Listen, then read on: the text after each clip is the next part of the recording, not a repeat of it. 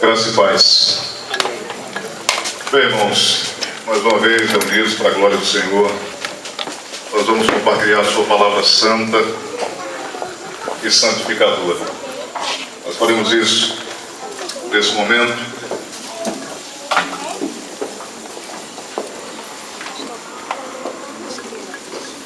As crianças vão com a irmã Carol para a salinha, vão sair agora, ok?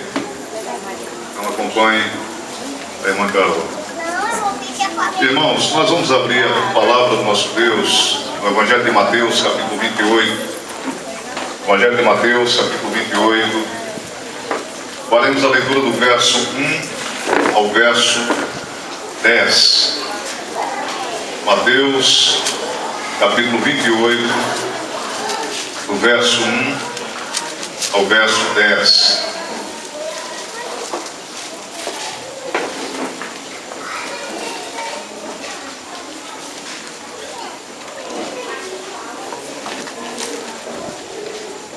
Evangelho de Mateus, capítulo 28, do verso 1 ao verso 10, diz a palavra do Senhor. No findar do sábado, ao entrar o primeiro dia da semana, Maria Madalena e a outra Maria foram ver o sepulcro. Eis que houve um grande terremoto, porque um anjo do Senhor desceu do céu, chegou-se, removeu a pedra e assentou-se sobre ela. O seu aspecto era como um relâmpago, e a sua veste alva como a neve. E os guardas tremeram, espavoridos, e ficaram como se estivessem mortos. Mas o anjo, dirigindo-se às mulheres, disse: não temais, porque sei que buscais Jesus, que foi crucificado. Ele não está aqui, ressuscitou, como tinha dito. Vinde ver onde ele jazia. E depois depressa dizer aos seus discípulos que ele ressuscitou dos mortos e vai adiante de vós para a Galileia. Ali o vereis. É como vos digo. E retirando elas apressadamente do sepulcro, tomadas de medo e grande alegria, correram a anunciá-lo aos discípulos. E eis que Jesus veio ao encontro delas e disse: salve! E elas, aproximando-se, abraçaram-lhe os pés e o adoraram. Então Jesus lhe disse: não temais, ide avisar a meus irmãos que se dirijam a Galileia, e lá me verão. Vamos orar, irmãos. Mais uma vez, oremos ao Senhor. Senhor, nós queremos agradecê-lo, queremos engrandecê-lo, queremos, ó Deus, glorificá-lo mais nesse momento. E que nos reunimos aqui, Senhor, com o propósito de adorar o Teu santo nome, de apresentar a Ti o culto devido. E agora, Senhor, estamos diante da Tua palavra. A Tua palavra, Senhor, que revela, ó Deus, a obra maravilhosa do Teu Filho Jesus em nosso favor, a sua vida perfeita em conformidade com a lei, a sua obra vicária, recebendo em si mesmo a pena que era nossa, e a sua ressurreição gloriosa. Deus eterno, nos ajuda, Senhor, compreendemos o que será dito aqui nesta noite. Que o Espírito Santo nos capacite a todos, que haja iluminação por parte do Senhor, que a tua igreja receba do Senhor edificação. Ó Deus, perdoa os nossos pecados, de todos nós, ó Pai. Tem misericórdia das nossas vidas. Perdoa os meus pecados, tem misericórdia da minha vida. Na minha indignidade, ó Deus, usa de graça nesta hora. Em nome de Jesus Cristo e para a glória do Senhor. Amém. Amém. Podem sentar, irmãos.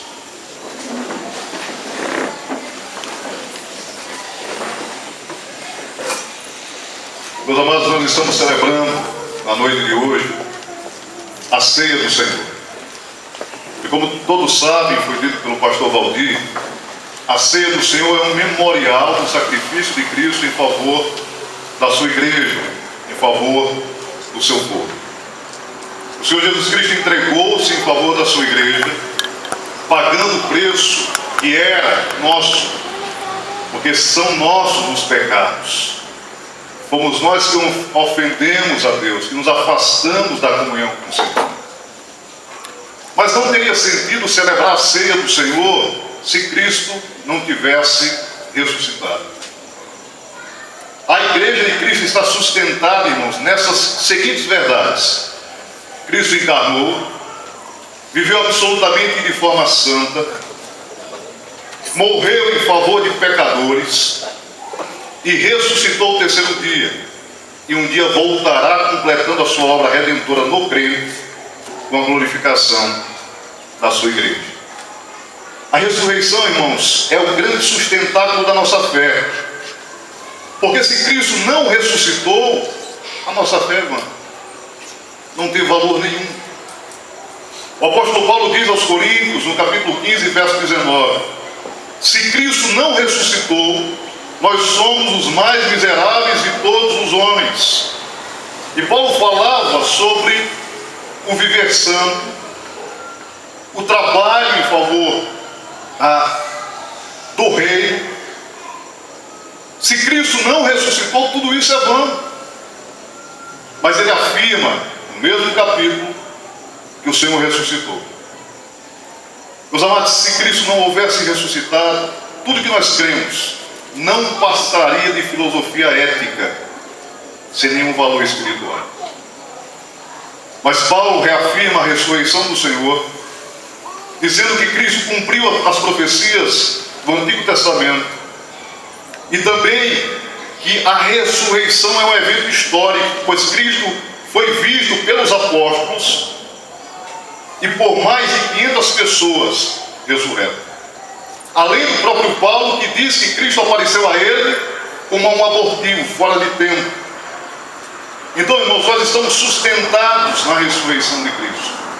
A nossa fé não é vã, porque Cristo ressuscitou. Olha o que Paulo diz dentro do contexto, quando ele fala da ressurreição de Cristo, no capítulo 15, verso 58 da carta aos Coríntios, primeira carta. Portanto, sede firmes e inabaláveis, sempre abundantes na obra do Senhor, porque o vosso trabalho não é vão no Senhor. Por que ele não é vão? Porque Cristo ressuscitou. Se ele não houver ressuscitado, o trabalho, todo ele, seria vão. Pois bem, meus irmãos, como os irmãos sabem, nós temos falado sempre que nós pregamos, tendo como base o Evangelho de Mateus. Nós informamos que o propósito de Mateus é convencer os seus irmãos judeus que Jesus Cristo é o Messias. Então, esse Evangelho foi escrito inicialmente para este fim, para mostrar aos judeus que Jesus é o Messias, é o prometido, ungido do Senhor em todo o Antigo Testamento. E que agora havia se manifestado, cumprida cabalmente as profecias a ele associadas, que eram de encarnação, ministério terreno, vida reta conforme a lei, morte, ressurreição e ascensão. Cristo cumprida tudo isso. No texto que nós vemos, irmãos, o que está narrado aqui é o episódio da ressurreição do domingo, primeiro dia da semana. Como as mulheres foram ao sepulcro e a pedra estava removida. E o Senhor Jesus, que elas esperavam encontrar morto, na verdade vivia. Ele havia deixado a sepultura e logo se manifestaria a elas também. Meus amados, como é que Mateus narra esse episódio? O que é que Mateus quer mostrar para nós aqui? Em primeiro lugar, queridos, ele quer mostrar o poder de Deus manifestado na ressurreição do Senhor. Veja aí os versos 1 ao 6 de Mateus capítulo 28. Versículos 1 ao 6. No findar do sábado, ao entrar o primeiro dia da semana, Maria Madalena e a outra Maria foram ver o sepulcro. E eis que houve um grande terremoto, porque um anjo do Senhor descendo do céu, chegou-se, removeu a pedra e assentou-se sobre ela. O seu aspecto era como um relâmpago, e a sua veste alva como a neve. E os guardas tremeram espavoridos e ficaram como se estivessem mortos. Mas o anjo, dirigindo-se às mulheres, disse: não temais, porque sei que buscais Jesus, que foi crucificado. Ele não está aqui, ressuscitou, como tinha dito. Vinde ver onde ele jazia. Queridos, observem, Mateus diz que Maria Madalena e a outra Maria foram ao sepulcro. Essa outra Maria, Maria, mãe de Tiago Menor, mulher de Alfeu. Nós encontramos em outros evangelhos essa descrição, por exemplo. Os outros evangelistas, irmãos, falam também sobre este acontecimento, os 4 evangelistas. E eles observam pontos diferentes de um mesmo evento. Ao narrar esse episódio, por exemplo, João, no seu evangelho, fala de Maria Madalena somente. Marcos fala sobre Maria Madalena, Maria mãe de Tiago e Salomé. Lucas fala destas e outras que foram ao sepulcro. É importante dizer, queridos, que cada um tinha um propósito quando escreveu. Por isso, a preferência com relação a falar especificamente de 1, 2, 3 ou mais mulheres. Mateus diz que essas 2 Marias aqui foram ao sepulcro bem cedo, na aurora do primeiro dia. Marcos e Lucas nos informam que a motivação delas era colocar aromas e especiarias sobre o corpo do Senhor. Ou seja, elas iriam perfumar o corpo de Cristo. Marcos usa o termo embalsamar o corpo do Senhor. É claro que esse embalsamar aqui não era como era feito no Egito, por exemplo, quando se tirava o cérebro, as vísceras, colocavam-se perfumes também, especiarias, para que o corpo fosse mantido quase que intacto, como fora morto. Mas aqui não. O propósito aqui dos judeus, como tradição, era que o corpo não se deteriorasse muito rapidamente. Então, essas mulheres vão ao sepulcro levando uma mistura de mirra e aloés. Porém, irmãos, elas têm um propósito específico: apenas perfumar o corpo do Senhor. Se você lê os evangelhos, por exemplo, de Marcos, você encontra a descrição de que José de Arimateia e Nicodemos já haviam colocado o corpo de Cristo envolto em lençóis com mirra e aloés. Mas eles não haviam ungido o corpo do Senhor. Então elas vão ao sepulcro, ungir o corpo de Cristo, revelando um amor desinteressado, absolutamente desinteressado. Porque o que é que elas foram buscar ali? O corpo de Cristo. Cristo não podia fazer nada por elas estando morto. Não podia fazer nada em benefício delas, não podia responder ao ato delas em si. Então elas foram mostrando um amor absolutamente desinteressado pelo Senhor. Irmãos, esse maravilhoso evento acontece nos primeiros momentos do domingo. Então o sábado já havia passado. E agora elas podiam ir ao túmulo do Senhor, porque o judeu obrigatoriamente guardava o sábado, não podia então fazer no dia de descanso. O versículo 2 diz que houve um grande terremoto. Terremoto este, irmãos, provocado pelo anjo, que tirou a pedra do lugar e assentou-se sobre ela, de forma imponente, revelando assim a majestade daquele que lhe dera poder para esta obra. Como é que as coisas aconteceram? Como é que Mateus constrói essa visão da manifestação do poder de Deus? Observe, um anjo desce, glorioso, um terremoto acontece, e provavelmente é este terremoto que provoca o rolar da pedra e a sua queda, porque era colocado na porta do túmulo, era uma grande pedra arredondada, que podia sim ser colocada ali, mas para ser removida, muitos homens precisavam se esforçar para isso. Um anjo desce, há um grande terremoto, a pedra é removida, ela cai naquele lugar, ele se assenta sobre ela. O assentar na Bíblia, irmãos, essa linguagem usada aqui por Mateus, e é claro, não é por acaso, tem um propósito de falar da majestade divina. Quando a Bíblia fala da majestade de Deus, por vezes fala de Deus assentado sobre um alto e sublime trono. Aqui, o anjo assenta-se sobre a pedra, revelando a majestade do Senhor. É importante, irmãos, dizer que em muitas manifestações do poder de Deus em toda a Escritura, aconteceram terremotos. Você vai ler com cuidado em casa e você vai perceber isso em Êxodo 19, 18, Números 16, 31, primeiro do livro dos Reis 19, 11, Jó 19, 6, Isaías capítulo 2 e verso 19, Jeremias capítulo 10 e verso 10 e muitos outros textos, que eu preferi não colocar todos aqui.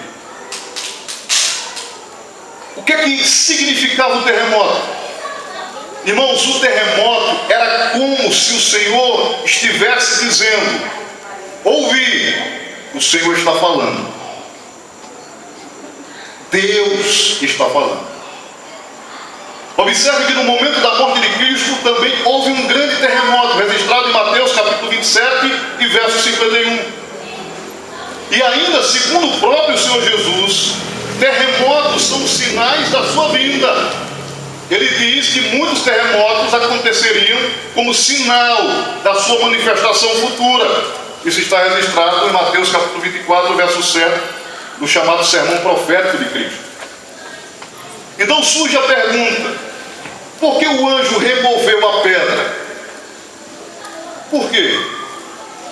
Irmãos, nós podemos responder com certeza a essa indagação da seguinte forma: certamente ele não removeu a pedra para Jesus sair. Não, pastor, não. Porque a Escritura nos diz, irmãos, está muito claro, por exemplo, no Evangelho de João, capítulo 20, versos 19 e 26, que Jesus podia atravessar paredes. Ele podia atravessar portas. O seu corpo ressurreto lhe permitia isso. Então, chegamos à conclusão que a pedra não se moveu para que o Senhor saísse. Ela se moveu para que as mulheres e depois Pedro e João entrassem ali e vissem o sepulcro vazio.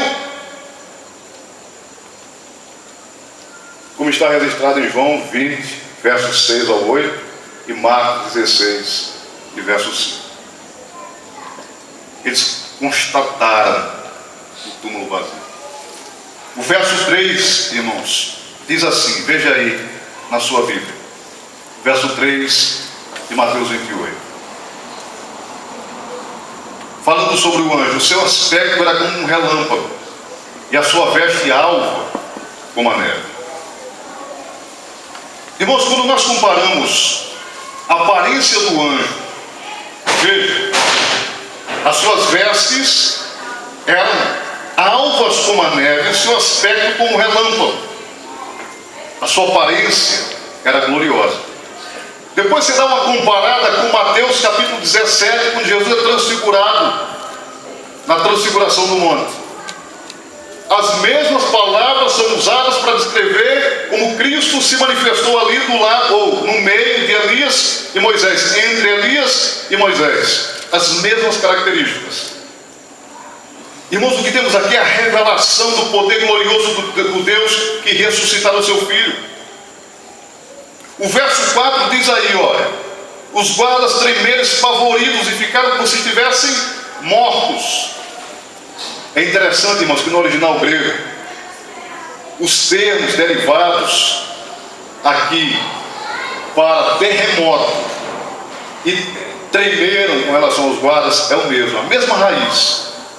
Para falar do tremor da terra e do tremor dos guardas. De sorte que parece que Mateus quer mostrar que não dá para saber quem tremeu mais, a terra ou os guardas.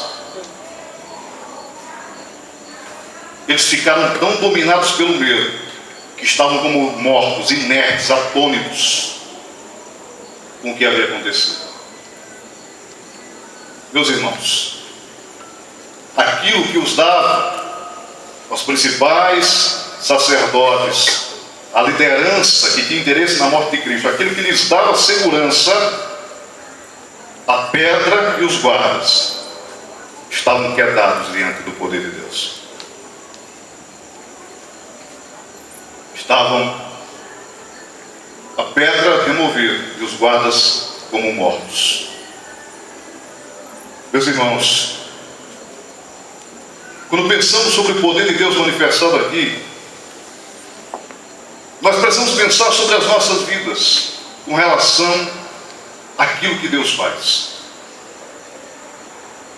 Esse episódio acontece, queridos, no primeiro dia da semana, no domingo, levando-se em consideração que o sábado, cujo dia era separado entre horários específicos Eles falavam de terceira hora do dia, sexta hora, nona hora, e aí as vigílias à noite começavam. Então o calendário e os dias são divididos dessa forma. As mulheres vão ao sepulcro no domingo cedinho, significando dizer que todos os outros estavam ainda experimentando do final do descanso, estavam dormindo. E elas foram ali com este propósito, encontrar o corpo do Senhor e perfumá-lo. Irmãos, Mateus quer nos dizer algo aqui. Ele quer dizer com certeza o seguinte: que quando nós olhamos para as circunstâncias e pensamos que Deus está quieto, que Deus não está se manifestando em nada em nosso favor,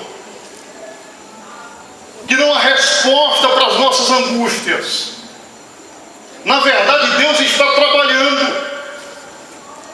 O Senhor Jesus Cristo disse: eu trabalho até agora e meu Pai também. Isaías 64, verso 4 diz que Deus trabalha em favor daquele que nele espera. Então toda essa construção aqui nos primeiros versos com certeza tem como finalidade anunciar que Deus não estava inerte porque o seu filho estava na sepultura. Não, Deus estava trabalhando em favor da sua igreja. Quando nós observamos os versos 5 e 6 aí, irmãos, vejamos o que eles dizem. Diz assim, versos 5 e 6: mas o anjo, dirigindo-se às mulheres, disse: não temais, porque sei que buscar Jesus que foi crucificado. Ele não está aqui, ressuscitou como tinha dito. Vinde ver onde ele jazia. Queridos, o anjo anuncia a ressurreição de Jesus e convida as mulheres para ir para mais próximo onde Jesus foi sepultado. Elas precisavam testemunhar que o corpo não estava ali. O túmulo estava vazio. E o túmulo vazio, irmãos, é a expressão da vitória de Cristo sobre a morte. Cristo ressuscitou. A maior expressão deste momento era mostrar o túmulo vazio àquelas mulheres. O lugar que abrigara o corpo do Senhor, que fora moído em favor dos seus, estava vazio. O túmulo vazio, amados, que diferente de todos os outros em toda a história humana, não pode suportar o ocupante, que é o túmulo de Cristo, enche os nossos corações de esperança e fé. Um lugar vazio enche os nossos corações de esperança e fé. Enche-nos de força para testemunhar. Por quê? Porque Cristo não está no túmulo. Ele ressuscitou. Cristo vive. O grande desafio, irmãos, para a nossa fé é vivermos em comunhão tal com Cristo que é vivo, que as nossas ações, atitudes, perspectivas, motivações apontem para isso. Porque muitas vezes se vê na conduta cristã, na manifestação do que o crente diz e faz, uma informação prática que parece que Cristo não vive.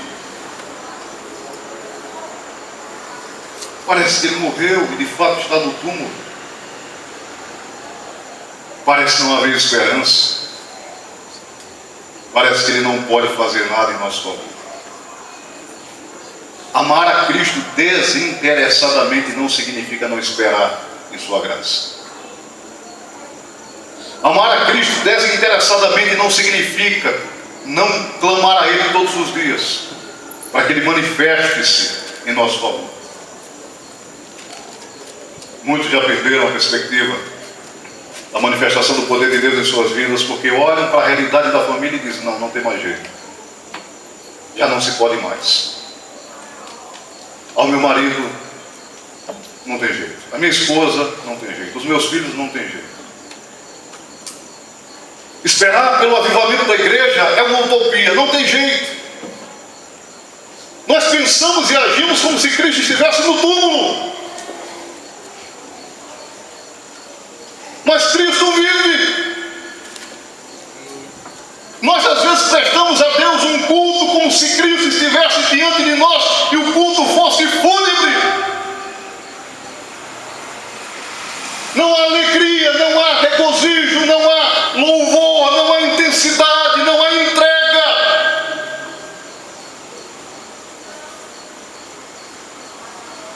Deus manifestou o seu poder, tirou o seu filho da sepultura.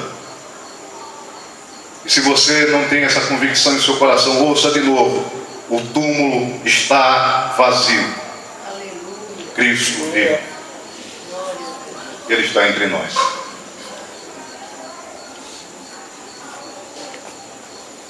Em segundo lugar, meus amados, o texto nos fala sobre o poder dado à igreja para testemunhar. Veja aí os versos 7 e 8 de Mateus 28. Diz a palavra do Senhor: e depois depressa dizei aos discípulos que ele ressuscitou dos mortos e vai adiante de vós para a Galiléia. Ali o vereis. É como vos digo, retirando-se elas apressadamente do sepulcro, tomadas de medo e de grande alegria, correram a anunciá-lo aos discípulos. Observem, queridos, como as coisas acontecem aqui. Preste atenção. O anjo do Senhor, depois de lhes mostrar o túmulo vazio, ele pegou as mulheres e disse: me acompanhe. Levou até dentro do túmulo, porque o túmulo lá cabia, viu, gente? A gente podia entrar. Era uma pedra, uma rocha, que tinha um espaço, foi ali cunhado para este fim, para enterrar pessoas. Uma pedra era colocada lá. Então o anjo conduziu as mulheres até aquele lugar, apontou, ali estavam os lençóis que envolveram o corpo do Senhor. No mesmo lugar onde o corpo foi colocado, Cristo ressuscitou e eles ficaram ali. E ele aponta e diz: olha, está aqui o lugar. Depois, irmãos, ele diz a elas que elas devem anunciar aos discípulos a ressurreição do Senhor.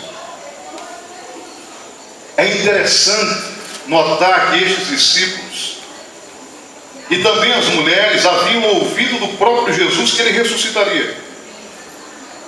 Mas o impacto da morte foi tão estarrecedor, a visão da cruz foi tão hedionda, que os seus corações estavam cheios de medo. Eles não tinham esperança alguma. Essa esperança seria acrescida aos seus corações pelo poder da ressurreição. É importante dizer também que o Senhor estava quebrando um paradigma da época. Porque o testemunho de uma mulher, o testemunho num tribunal, o testemunho diante de um juiz, não era levado em conta, não tinha valor nenhum. Então perceba, nenhuma mulher em sã consciência daria um testemunho para ser exposta ao ridículo. Nenhuma. Jesus quebra um paradigma, primeiro através do anjo se manifestando a elas, ressurreto, e depois manifestando-se pessoalmente, ressurreto. E o anjo lhes diz qual deveria ser agora a conduta delas. Elas deveriam sair dali e anunciar aos discípulos, testemunhando a ressurreição. Algumas considerações precisam ser feitas aqui. Primeiro, elas precisavam ir depressa. Veja o verso 7 aí. Ide depressa e dizei aos discípulos. Nós precisamos sempre ouvir que Cristo ressuscitou, irmãos, ou os nossos medos vão nos vencer sempre. Nós precisamos ser lembrados o tempo todo que Cristo ressuscitou, ou seremos subjugados pelo medo, aprisionados pelo medo.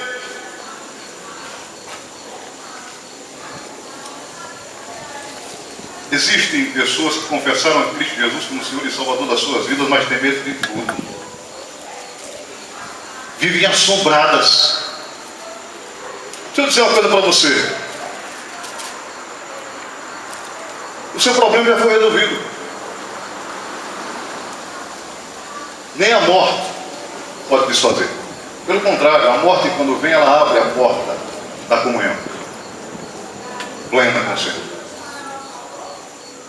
E não é a morte de Júlio César, não. A morte, Júlio César porque ele fez o papel de morte, não está aqui na brincadeira. É a morte, de fato.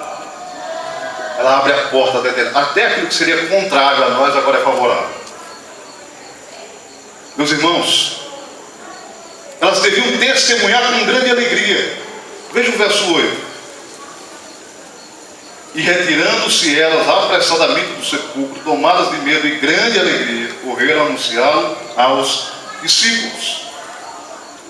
Observe, elas saíram dali com muito medo. No original grego, phobon, de onde vem o termo fobia, medo. E a alegria, charis, de onde vem o termo, a raiz de charis, que é traduzida às vezes como graça, alegria. Pois bem, essas mulheres estavam possuídas de temor, ao mesmo tempo que tinham no coração uma felicidade enorme. Então os sentimentos se misturavam. Viram um anjo glorioso na sua frente, viram aquilo, o túmulo vazio, a expressão da ressurreição do Senhor, um milagre grandioso. Elas deveriam sair dali e testemunhar. Mas observem, elas deveriam testemunhar com alegria. E aí eu vou daqui a pouco dizer porque separei os termos aqui. Não vou falar sobre medo agora, daqui a pouco eu falo. Irmãos,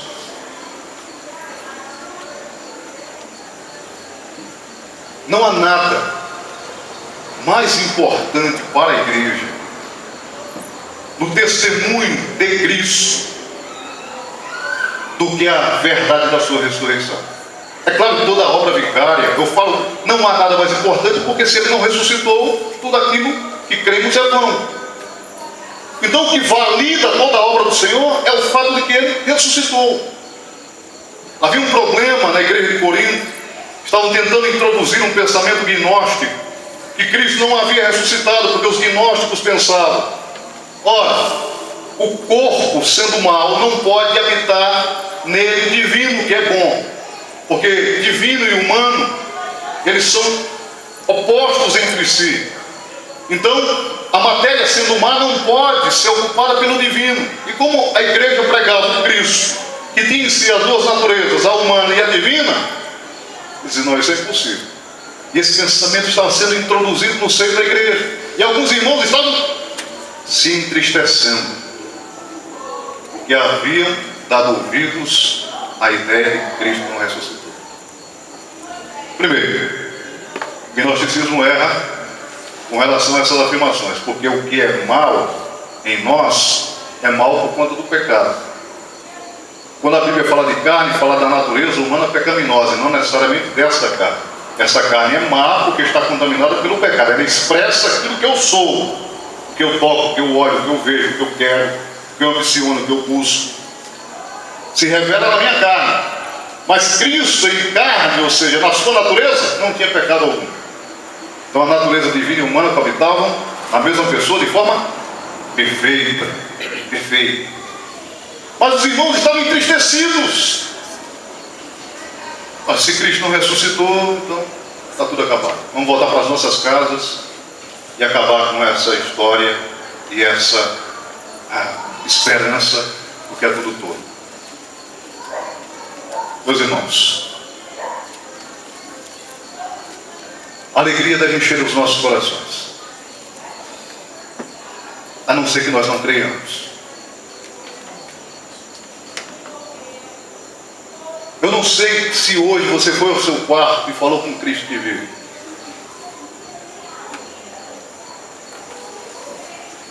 Eu não sei se no dia de hoje você teve o prazer de falar para Ele dos seus sonhos. Se você teve com Ele um momento onde você confessou Ele dos seus pecados. Eu não sei se você falou com Ele sobre os seus medos. Talvez você não tenha falado porque você se esqueceu que Ele vive. Porque você não tem tido prazer, a alegria de estar com Ele. Porque a sua alegria está com outras coisas. Está com a novela, com a televisão, com o mundo à sua volta. seja uma alegria fabricada por um coração que tem dado ouvidos àquela história. Eu posso postergar, deixar para amanhã. Eu posso viver como eu quiser. O Evangelho se adequa a mim. E aí você perdeu a alegria, o gozo, o prazer. Por que muitos deixam a comunhão, irmãos? Porque perderam o prazer. Perderam o prazer. E às vezes perdem primeiro o prazer da comunhão com Cristo.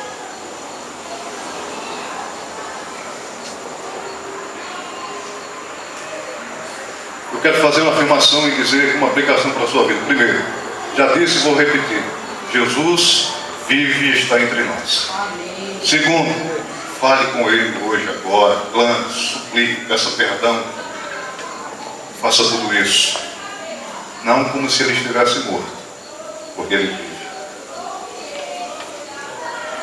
Então o segundo ponto está associado ao terceiro. O terceiro é o seguinte: o poder revelado aqui, irmãos, é um poder que somente o próprio Cristo dispensa aos seus, suplantando o medo e promovendo em nós uma convicção inabalável. Veja os versos 8 e 9 aí. E retirando-se elas apressadamente do sepulcro, tomadas de medo e grande alegria, correram a anunciá-lo aos seus discípulos. E esse Jesus veio ao encontro delas e disse: salve. E elas, aproximando-se, abraçaram-lhe os pés e o adoraram. Então Jesus lhe disse: não temais, ide avisar a meus irmãos que se dirigem a Galiléia, e lá viverão. Nós lemos até o 10 aí, os 3 últimos versos. O próprio Jesus agora aparece às mulheres. Percebam, elas o reconhecem e o adoram, se prostram diante dele. O original, irmãos, sugere que elas se ajoelharam diante dele e o adoraram naquele momento com toda a entrega das suas almas. Elas o reconheceram e o adoraram. Depois elas ouvem do próprio Cristo as palavras que ouviram do anjo. Se repetem a ordem dada pelo anjo: ide dizer aos meus irmãos. Agora veja. Agora o Senhor que envia diretamente aos seus discípulos, a quem chama de irmãos. O anjo chamou de discípulos, Jesus os chama de irmãos. Observe, o Senhor diz: não temais. Quais eram os dois sentimentos que estavam no coração daquelas mulheres quando elas deixam o diabo com um anjo e saem do sepulcro? Temor e alegria. Fobia e alegria. Dois sentimentos se misturavam em seus corações. Agora, no encontro com Cristo, o Senhor diz: não temais. Ou seja, devia prevalecer em seus corações apenas a alegria da ressurreição. Não temais. As envia aos seus irmãos, aos discípulos. Meus irmãos, quando Jesus chama os seus discípulos de irmãos, segundo o evangelista Lucas, ele destaca entre os discípulos Pedro, que haviam negado 3 vezes publicamente. Então essa mensagem deveria ser levada aos discípulos e a Pedro. Aí a pergunta é: só Pedro negou? Não, todos o abandonaram. Mas Pedro negou publicamente. Por isso o nome de Pedro é enfatizado, é colocado aqui, anunciado aqui. Quando Jesus envia, irmãos, aquelas mulheres aos discípulos que estavam trancados e com medo dos judeus, o Senhor Jesus estava dizendo, informando a eles que Ele os perdoava. Que Ele estava perdoando o fato de que eles o abandonaram sozinho para morrer na cruz. Porque a mensagem da ressurreição é uma mensagem de perdão. Porque justificação se dá de forma plena, porque Cristo ressuscita, Ele vence a morte. E tudo aquilo que está implicado na declaração jurídica de Deus com relação aos seus filhos, aos seus eleitos, tem a ver também com o ato da ressurreição do Senhor, porque ela valida a obra de Cristo em favor da sua igreja. E a obra de Cristo em favor da sua igreja pode ser sintetizada em perdão de pecados. Então você que veio aqui se achando o pior dos homens, continue se achando, mas Cristo perdoa o pior dos pecadores.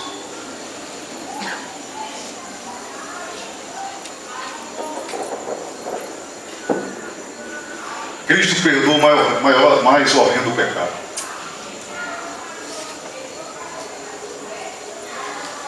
Cristo perdoa o fato de você ter se esquecido dele e você o tê-lo abandonado e você ter deixado a comunhão com ele.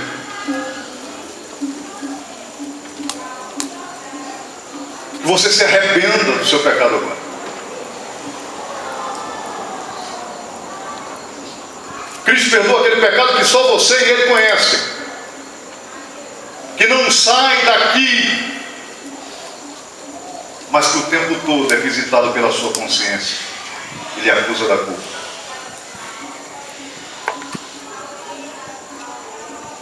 A mensagem da ressurreição, a mensagem do perdão, da graça, do amor de Deus.